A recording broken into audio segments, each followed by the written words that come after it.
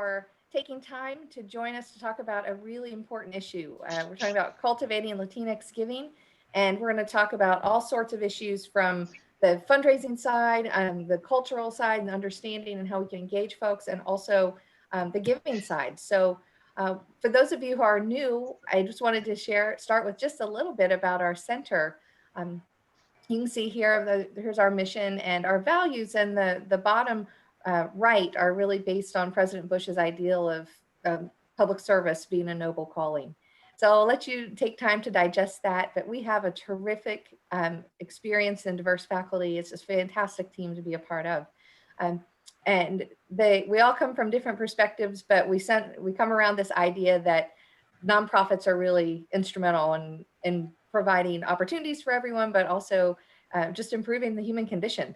And we look at that from a sort of a strategic leadership perspective, but also wanting to maintain the principles of all of our other colleagues in the Bush School around diversity of thought and expression. So we hope you enjoy today, and we're happy to talk with any of you about any questions you might have.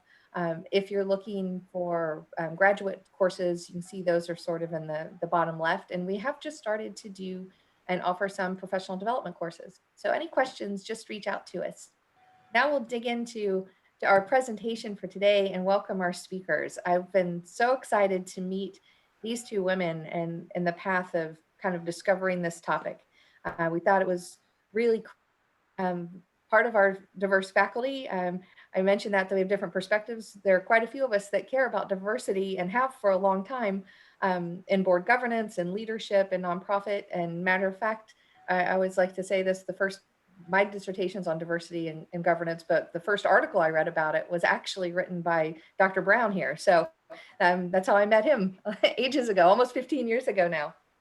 So we have a commitment to that. And one area that we haven't talked about and that is desperately needed within the fundraising, a sort of practical knowledge base is understanding Latinx giving. So to bring Sylvia and Chris to the conversation today, we're just so excited to have them. You'll see Sylvia actually has a PhD, and she did her dissertation on philanthropic motivations and priorities, and also connectedness of various Latino Hispanic alumni. Right now, she is currently serving as the CEO of one of the largest YWCAs in the nation, and they are working as their missions to eradicate, help me out with this. It's eliminating racism, empowering women, and promoting peace, justice, freedom, and dignity for all. Thank you. I knew she would have the whole thing memorized better than me. Got it right here. I knew it was dealing with eradicating injustices, my shorthand for this. But she also has experience being a fundraiser at very senior level university advancement positions in California, and Texas, and New Mexico.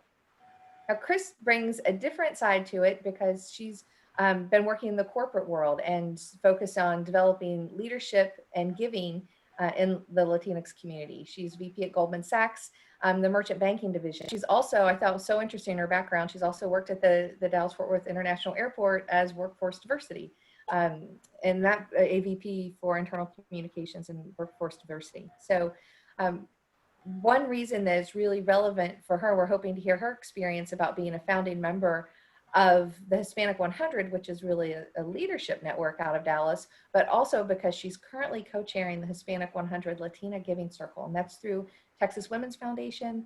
And they, not only are they coming together to collectively give, but they've also found a collective focus on their giving around supporting organizations that primarily serve Latinas. So I think between all of us, we're trying to give you some really interesting perspectives, and we look forward to hearing yours too. And we're going to have some time to do that. But just to help kind of frame the conversation quickly, why are we talking about this particular, constituency group? And, the data shows that it's very clear. And if we're not, as nonprofits, concerned about the Latino our Latino population and how we engage them in our nonprofits as volunteers and donors, we're really missing an enormous opportunity.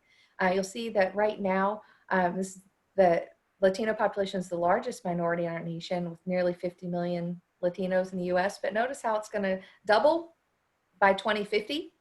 So this to me says if we're not paying attention soon, we're going to be way behind the game. So the population is really doubling.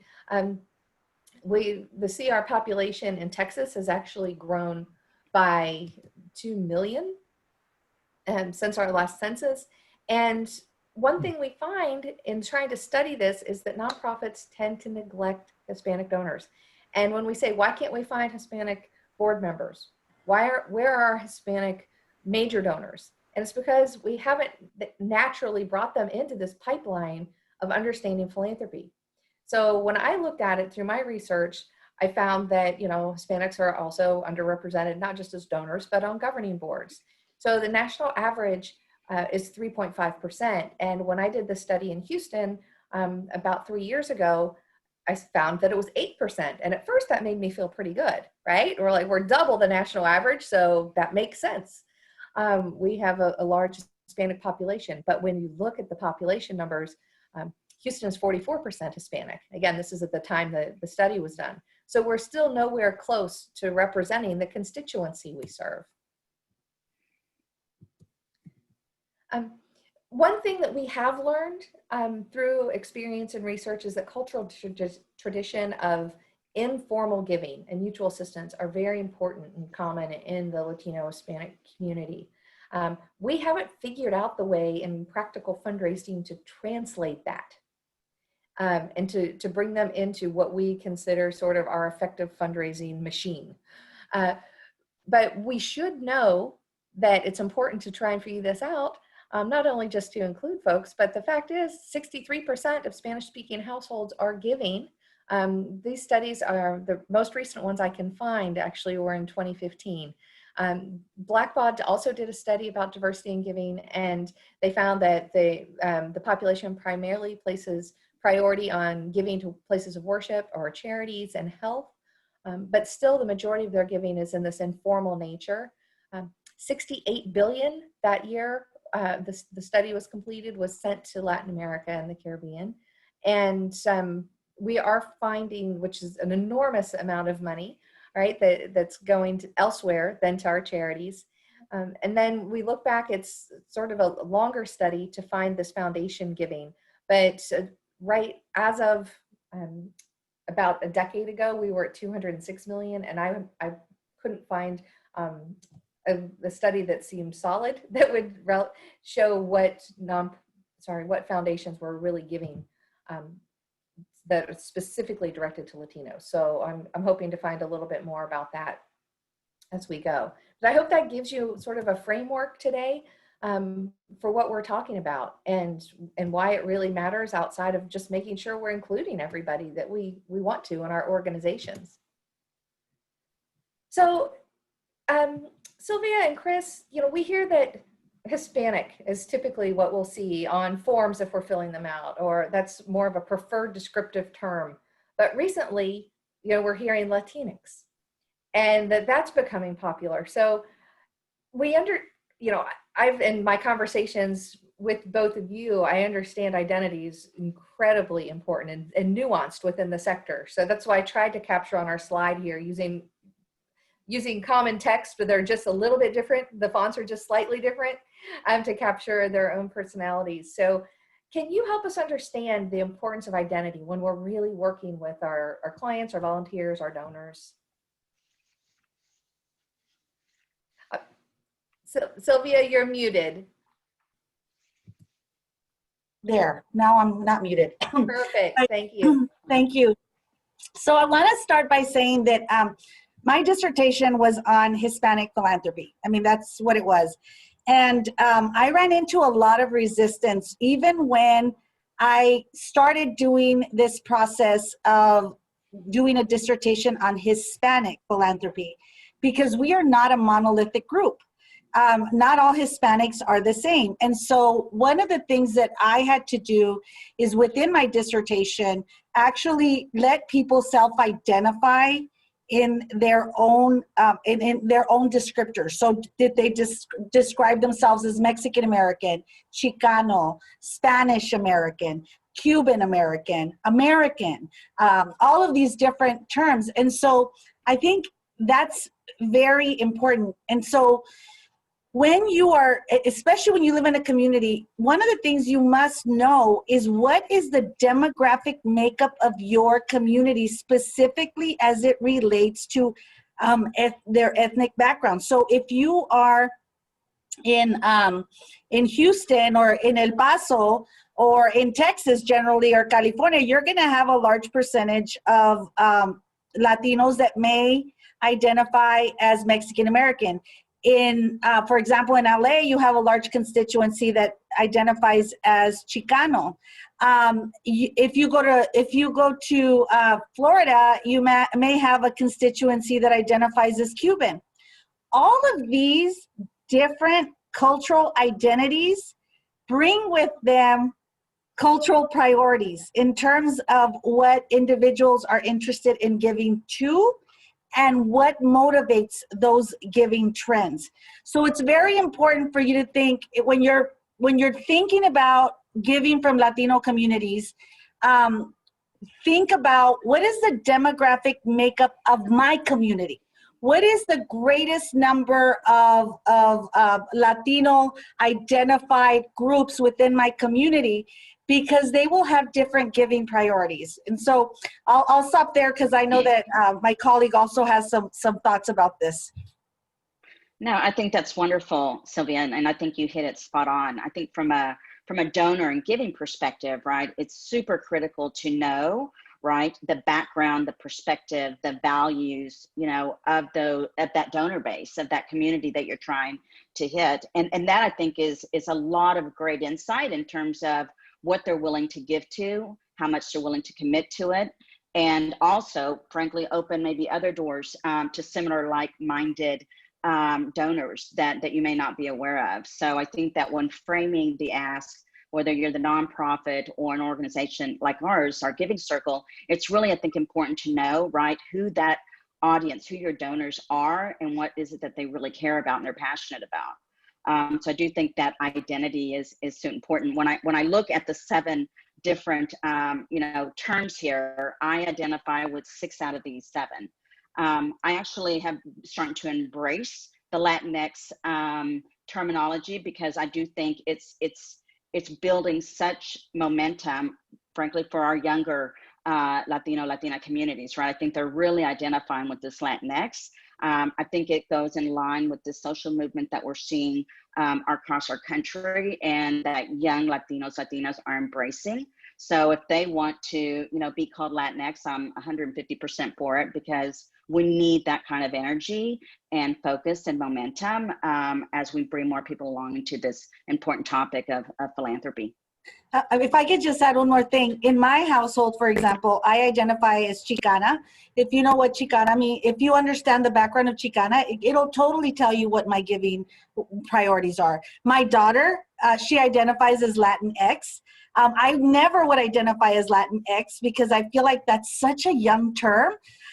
So I think it just depends on also generational. So being aware of what generation your constituencies come from in these Latin groups is also very important. However, I will tell you that the research that has been done has shown that culture is more a predictor of giving than is generational identity within a community. So if you have first generation, second generation, third generation, because that's often what we think about, especially at universities, really what you should be thinking is cultural identity because that is more important than the generational giving motivations.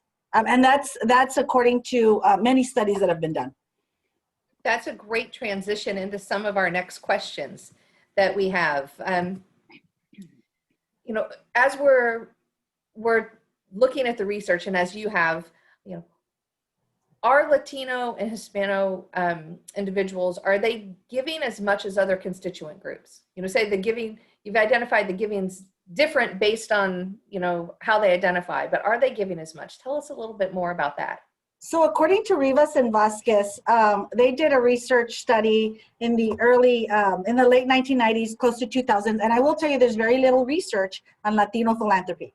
And they found that when you control for education and you control for income, the giving percentage is equivalent to traditional white giving percentages. The big difference is that there's a lack of intergenerational wealth accumulation within those groups.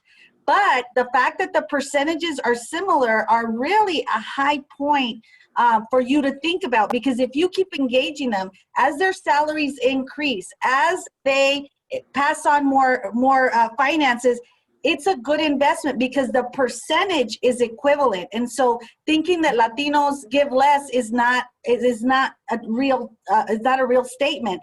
Actually, they give exactly the same, but education and income has a lot to do with how much they give. So how do we start to engage with donors when you're working with major donors in the Latino community? Help us, give us some sort of more of the tactical approaches that we should be thinking about that we might overlook. Chris, you want to? Sure. And one of the things, like when I think about the giving circles at the Texas Women's Foundation, one of the beauties of this, and I think that you teed up this question later on, Angela, but I think it makes sense to kind of make that connection now, but is that from how we attract, individual donors, right, and connect them with the giving circles, it's incredibly powerful, because what you're doing is you're bringing together individual donors that have a common, purpose or interest or shared experience or background with another group or other individuals, right, that have that same interest. So I think that's super important to be able to share that with prospective donors in terms of how we're going to engage them with other donors that have common interest. And that's been a very, very critical and successful point for us. What we're seeing is, at least through the four circles at the Texas Women's Foundation, is that we each have our own unique programs and events, right? And what we do is try to funnel those dollars to communities, right, that are important to the causes that we want to support. And so we see this kind of what I'm calling like this village of, community of philanthropies, of Latinas, of Black women, of Asian women.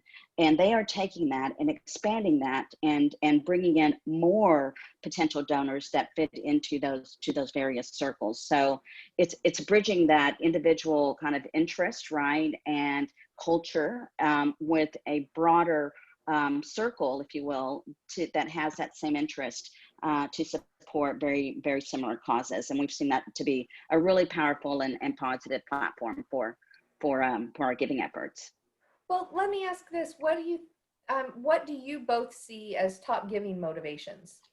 I know Chris, you see it in the giving circle, maybe in the conversations you have, but I know Sylvia's done it had that experience as a major donor officer. So so in research, when we did our study, what we found, and I have my dissertation right here, so I can just read from it. Extended family was one of the top priorities for giving. Friends or community members, public and social benefit organizations, church, and family and community members outside of their country. So how does that all tie into giving? Okay, so these are their priorities. That means that those are their giving motivations. That's what they are drawn to. So your messaging and your conversation with donors has to include these particular talking points.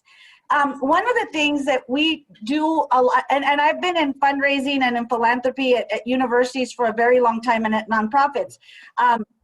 And I will tell you, one of the things that we do oftentimes is we talk about the scholarship recipient. We talk about how a professorship is going to help this or that.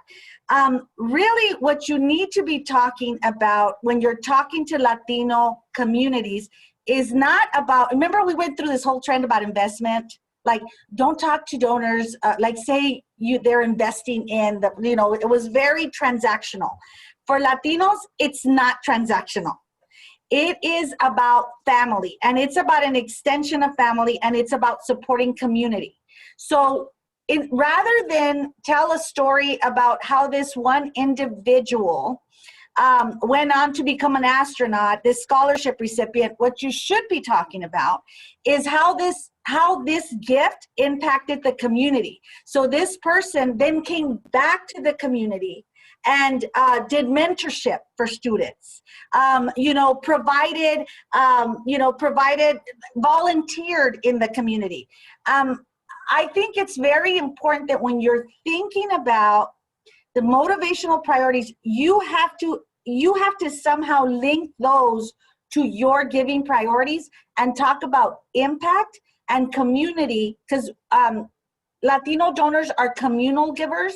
They're not individualistic givers, but our whole philanthropic system within the United States is based on individual donors instead of familial and communal donors. So even when you have those conversations with your top donors, it's them and the wife, and they always tell you bring the wife because she needs to be on board as well. In Latino communities, you better be talking to make sure the wife's part of it. And if they want to bring their kids into this conversation, and if they want to make sure, and if they want to meet at their home or their abuela or whatever it may be, that's part of their whole giving motivation. Is it has to be familial and it has to be about impact. I don't know, Chris, if you found the same thing in your work. Yeah, absolutely. I think that people I think have to feel a very strong connection and a relationship with the cause, right?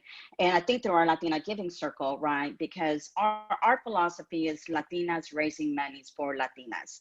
Mm-hmm. And so by positioning that to potential donors, right, we're talking about, to Sylvia's point, not the impact of this one program, but the systemic impact that this is making for Latinas in our community more broadly. And so we're very targeted in terms of our mission, that we look to organizations who are very much aligned with our mission of providing economic empowerment, literacy, education to Latinas. So, and we do it in a ways through storytelling, like, what I've learned, right? I was a recipient of a scholarship, recipient many years ago through H100, right? And that helped me.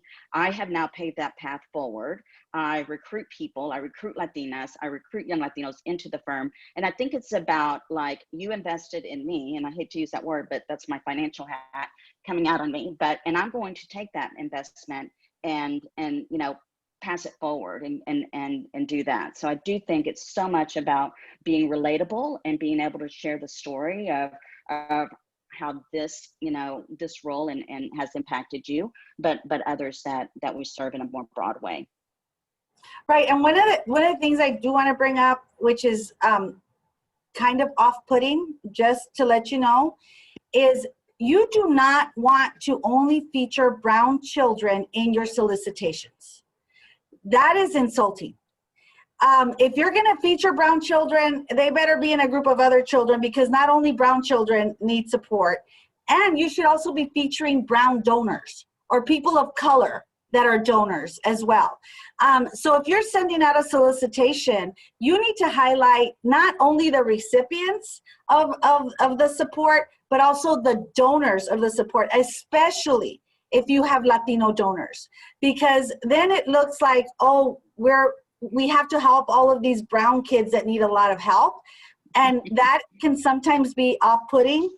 We absolutely want to see ourselves represented, very important, but we want to see ourselves represented in every facet of that, not just as the recipients of gifts, but as the donors of gifts, as running the organization, as volunteering in organizations. All of those things go together. So if you're sending all of your material and all it does is solicit, and every single picture in there is a brown child or a black child or a person of color, you're missing the mark, because that's not the point. The point is, yes, we want to help everybody.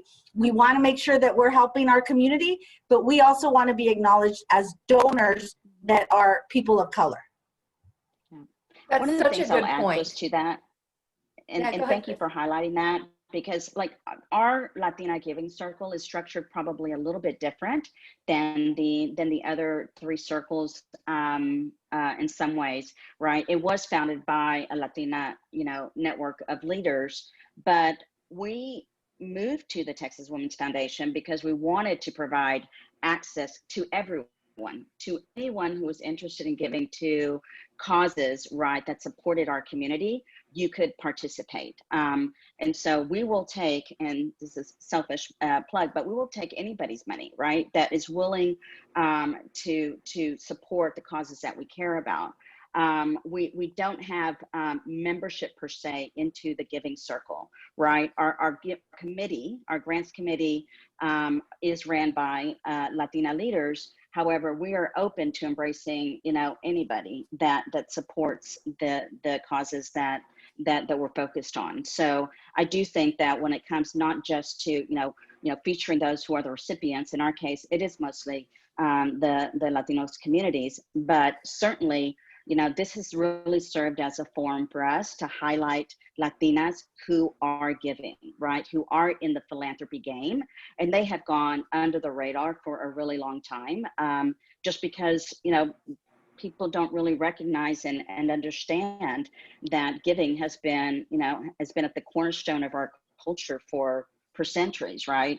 We learned it from our grandmothers, our mothers, and we're passing it on to our children. So I do think it's really important that we highlight, right, the role that we're playing in the space more so than we are.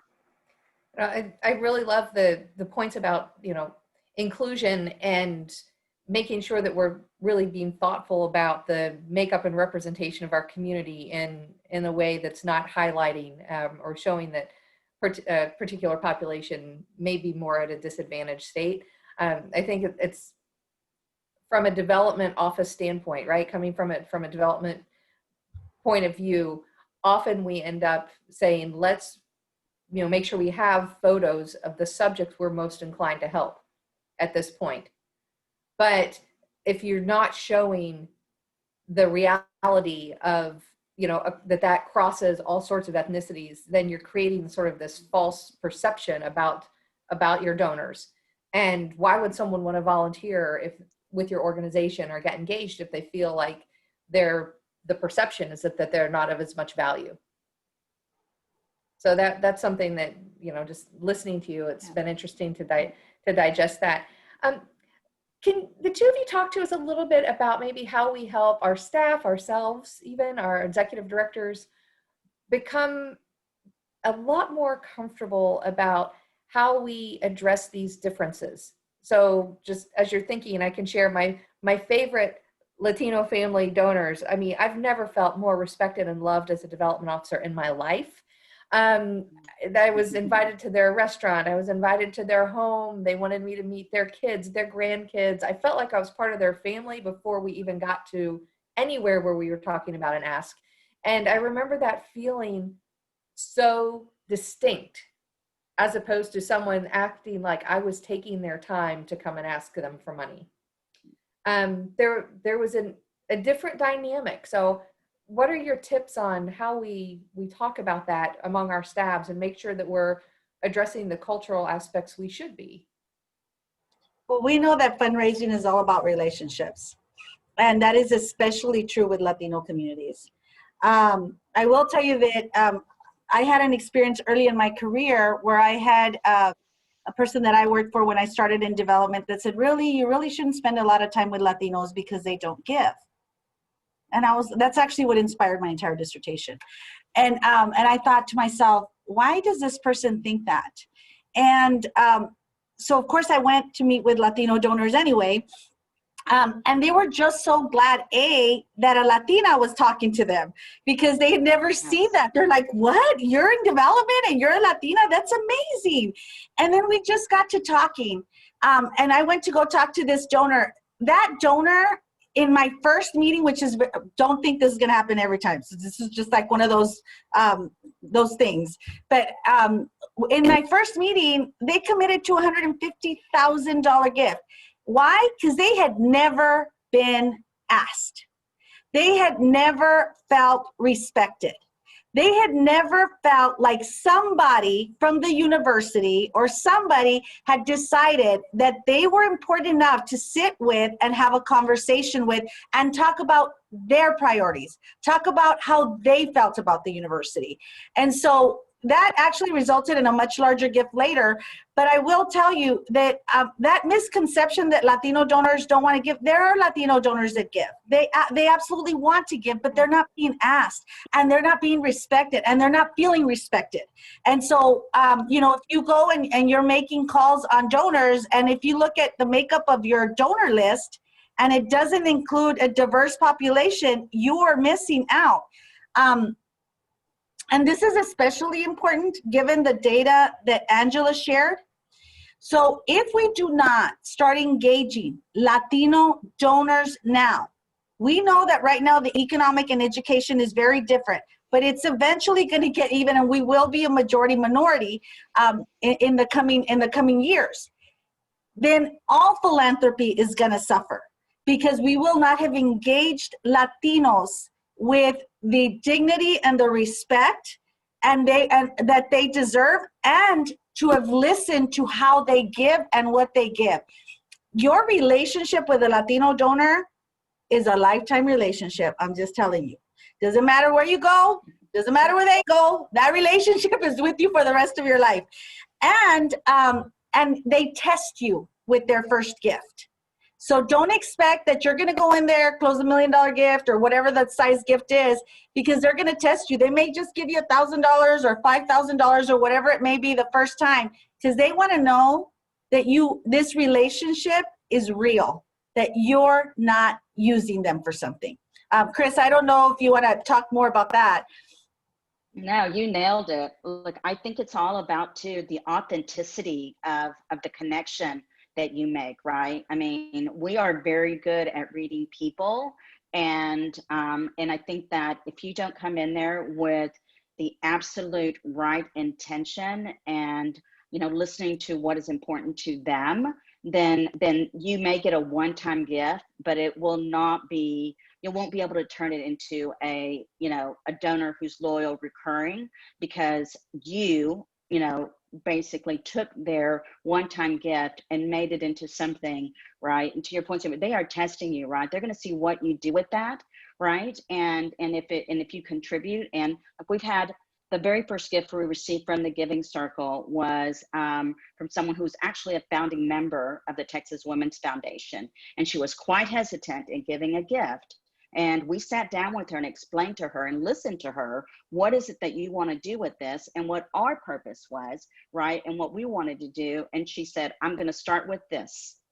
You know, I'll give you this gift and we'll see what you do. And then this year she's come back and she's actually doubled her commitment. But I do think it's all about the authenticity that you bring to the table during that ask, and making that connection that's real with people.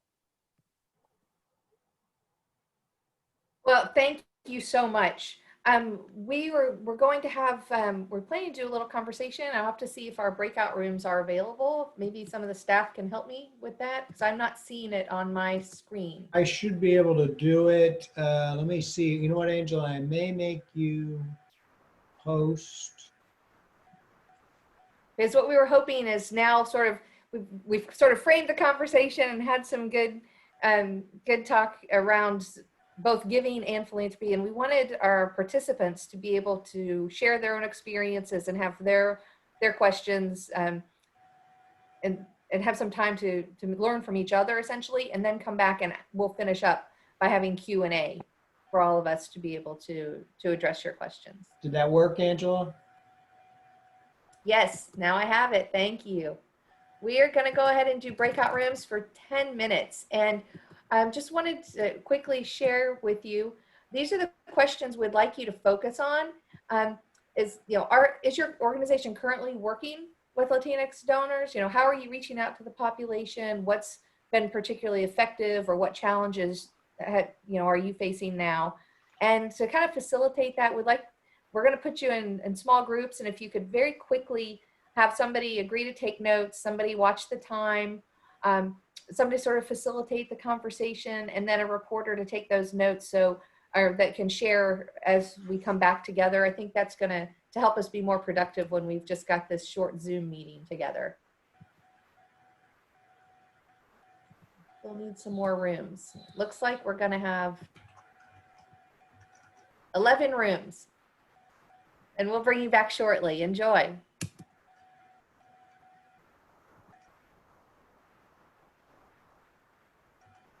Oh, shit.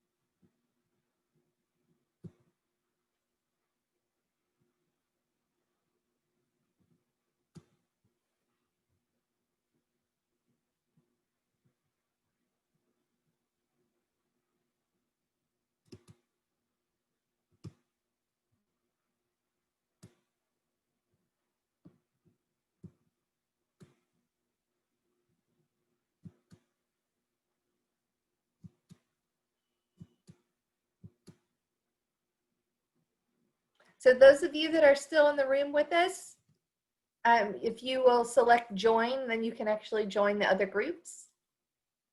And if you have any questions, please let me know.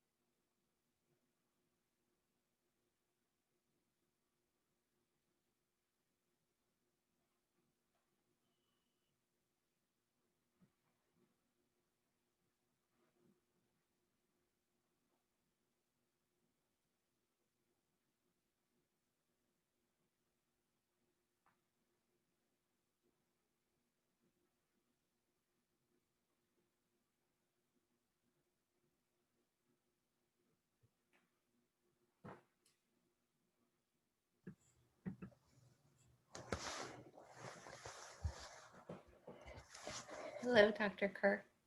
How are you, Dr. Seaworth? It's going well. Oh, thank you. Yeah, they're pretty dynamic, aren't they? I really enjoyed meeting them, and it was literally LinkedIn online research, like who are some cool people to talk about this. And I know Sylvia is interested. She doesn't have an academic affiliation right now. I know she's interested in coming on board and Oh, teaching some stuff with us and helping develop some fundraising classes. So I think it's a nice, it's always nice when you find great people, isn't it? oh yeah. Yeah, yeah. I was thinking in Austin, there is the Wong family, Hispanic family. They have given millions and millions and millions. And as the discussion was happening, I mean, this is not my thing at all, this fundraising, but what work went into that, because their name is on the largest arts center. They've got, I mean, their name is everywhere in town with philanthropic activities. So I'm guessing that would be an interesting case study. That does sound very fun. I need to, at some point, I'm going to get like a breather and sit down and try and start thinking more about what I can write. That hasn't been traditionally what I do a lot of, but I'm Yeah. feeling sort of inspired to do that. And I think case studies and sort of like a case study on the capacity building work I'm doing now, it's kind of a nice place to start and get my feet wet again. Oh yeah. Oh yeah. And I also think that if there's any center for nonprofits and philanthropy in the US that focuses on Hispanic philanthropy, it should probably be us. I mean, so I'm thinking we could probably get this funded as an initiative to really learn more. And it's, if we're not, we're missing a huge part of our population. And Yeah. So between the teaching and the research, that would be such a powerful contribution. yeah, so let's see. Let me give everybody a quick message. Okay. See you later. Okay.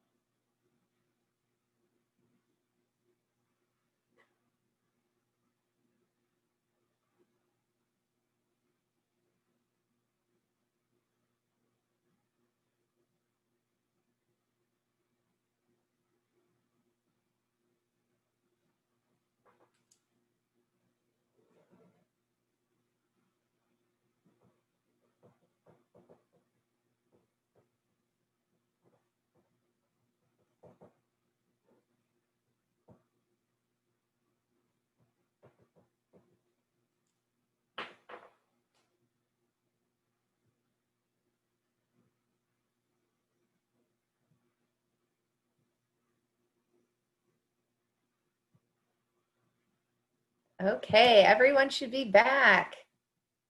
So did we, in that 10 minutes, did we solve all these challenges you're having and figure it out? Who would be willing to let us know just by raising your hand? You can either just do it physically or using the reaction. How many of your organizations are currently really focusing on Latinx donors?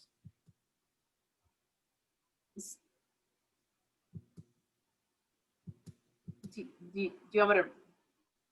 Got a couple.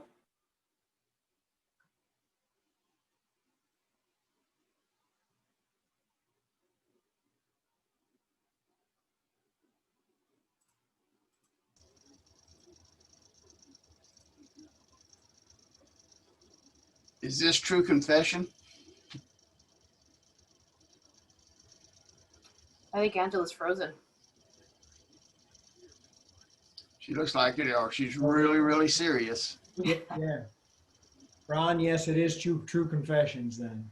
Well, in our group, I was in group 8 with Eric, and I'll just share with you that at Twin City Mission, we have done a horrible job of being inclusive with the Hispanic community here in the Bryan College Station area. And that's an area that we need to be more conscious of, more aware of, and more engaging with.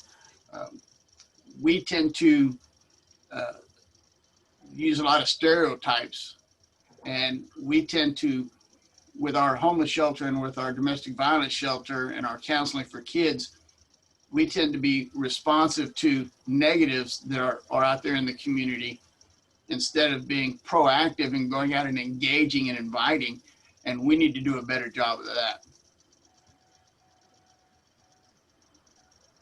Sylvia or Chris? Yeah, I'll defer if either one of you want to respond. I've lost track of you in the crowd, so to speak, as well. Well, I can definitely share that in the Dr. Sylvia actually led our breakout room, so I felt very fortunate to be part of that breakout room. But I think what we identified is that this is obviously a major problem that we've seen across not only nonprofit, but we've seen it for very long as well in for-profit, right? For the longest time, when the census numbers were going to come out, it's like, ooh, Latinos are coming, and everything all of a sudden had this very big flare. You know, Dr. Acosta made a real good point that it's been, you know, Latinos haven't had access to higher institutions until the 60s, right? So what that does is it really sets a precedent for our nonprofit work to really revolve around what has been happening pretty much in this country over the past 300 years, right? It is philanthropy based on white male dominant culture. And many times we actually go back into this very big comfort zone because it's what is known best at an institutional level. So we all in the group understood that, you know, one, getting an internal champion to really understand the importance of driving home the fact that Latinos are here and they're important. And it's not just about the micro donation. It is about the potential for large gifts. You know, Ron, to your point, you know, there's the necessity to get out of the stereotype and better understand the sources of wealth, because while we haven't had a long history of, you know, this intergenerational wealth, there's still a lot of capacity to give to things that we care about most. Awesome, Jennifer. Thank you. The other thing that we touched on in our group goes back to what Sylvia said, and that was the relationships. That you have to establish a relationship before you go in and ask for the gift. You have to make sure that they understand that you are genuine, that your concerns are real, and they are applicable to that community. You have to demonstrate a willingness to open up and be transparent, because without that, then there's going to be that feeling of mistrust. So we have to establish that trust first. Some of the other groups want to give some feedback, some thoughts on stuff. Yeah, well, this is Royce. I was in group 6, and, you know, there are a couple of things. One, when I first took over the leadership of for those who don't know, I'm with the Bryan College Station Chamber of Commerce. And when I first took that over, I was trying to be very inclusive with our membership and reach out to the Hispanic community. And I had a couple of our local Hispanic leaders help me set up some meetings. I was really surprised that most of them had not been a member of the chamber because no one had ever asked them to be. It was almost like this was a country club where they had to have an invitation. And I realized how we have to go out and say, we'd like you to be a part of us and we want you to. And when we first started getting members in, I wanted to have a committee that focused on Hispanic needs. And I found out that was wrong because that was almost like I didn't want them to be a part of the main group and that they were going to be put over here in a separate group, when in fact, I wanted it to be a spotlight to focus. So I had to back off on that. So there's learning the culture is very important. And I actually started having some meetings in some of where they wanted to have them. And I learned a lot more by listening. And Veronica Ramos was in the group from Corpus Christi, and I found it interesting. She said she's finding a lot of them are interested in doing things such as bringing a meal or landscape. And Veronica, you may want to expand on that a little bit. I found that extremely interesting about the fact they wanted to share in other ways. Yeah, I work for the Ronald McDonald House in Corpus Christi, and that is one way that we engage. I mean, not outright engaging Hispanic donors, but we're just finding that that's kind of a trend. Of course, our major donors are mostly white, and but our volunteers, the people that want to come and bring meals to the house, want to give, to our pantry. That's mostly our Hispanic community. And so I feel like they feel better giving of something or giving of themselves. And that might be part of that familial part of it that they were talking about earlier. Make them feel like they're part of something.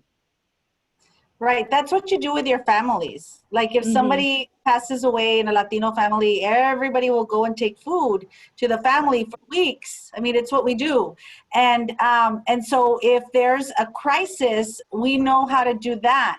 But that's just a natural philanthropic motivation of Latino communities. Now, there are some people, and this is really important, there are some people that would love to do that, but they're busy, like they are business owners that are Latinos. Have you looked at your business list? Have you looked at your business list in your communities? And are you reaching out to Latino businesses? Doctors, attorneys, these people may not have time to do, they would love to do that, but if you're showing them that there is an outpouring of community support, like you have families taking food, you have families, and if they see that, they're going to say, I can't do that, but I can give you money to support that, because that's an extension of their family. So it's not necessarily expecting that everybody is going to have the time to do that work. There are a lot of people, but highlighting that you have volunteers doing that work to your Latino donors, because they're going to say, oh my God, I don't have time for that, but how can I write you a check? That's what's going to happen. And so you need to lead with those stories in those conversations. Good. Thank you. Well, it sounds like you had some great conversation. I'm sorry I got kicked out. That's never happened to me since April when we started doing this. Of course it did. Luckily, I had another laptop here. One question, did anyone talk about corporate giving, or do we have any other questions, Will, that we haven't gotten to yet? We didn't work our way specifically through. We were just getting reactions from the different groups. I was going to see if Chris had anything to add, because she hadn't gotten a chance to chime in yet. So I didn't mean to call on you, Chris, but I think you probably heard a little bit from some of the, oh, you got your mute on.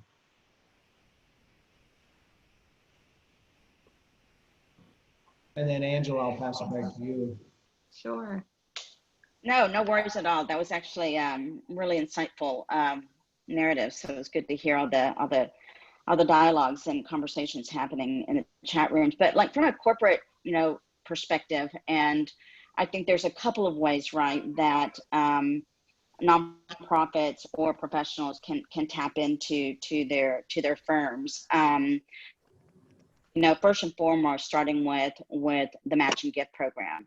We're fortunate that we have a very robust program it's a 100% match. So every time I give to any organization, my next, step is applying for that match and doubling my gift. And so making sure that when you're doing outreach to a prospective donor, you ask them if they have an employer match, because that's a very easy win and great way to increase your giving. The other thing that I found has been really successful and goes a little bit to the point that our colleague from Corpus said from the Ronald House is we have employee resource groups, affinity networks, right? All major corporations have those now, and they have them across the spectrum. So it's not just the Latinx, network, but there's women, disabilities, everything, right? And so leveraging relationships through that.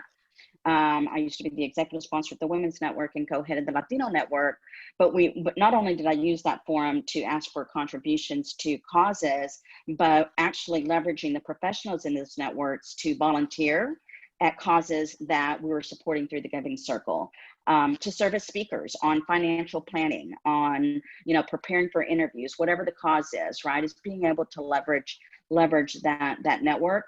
And then the third thing I will add is make sure, and at least I've done this, is that your leadership know what you're involved with and be prepared. And I do this because I want them to be prepared that I'm going to go back and make an ask at a larger level, and but letting them know what you're involved with in the community.